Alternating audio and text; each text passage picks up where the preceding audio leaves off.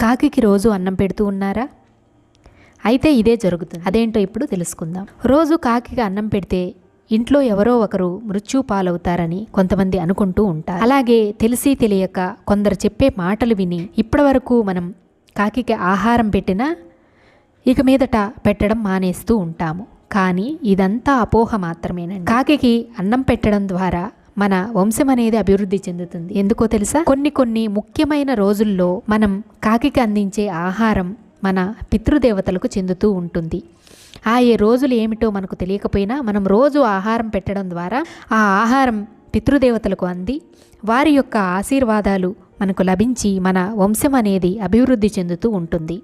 అలాగే మనం ఒక కాకికి అందించే ఆహారాన్ని అది మరికొన్ని కాకులతో కలిసి షేర్ చేసుకొని తింటుంది. ఇక మనం మనుషులం కదండి, పశువులకు పక్షులకు ఆహారాన్ని నీటిని అందిస్తే ఎటువంటి పాపము అనేది కలుగదు.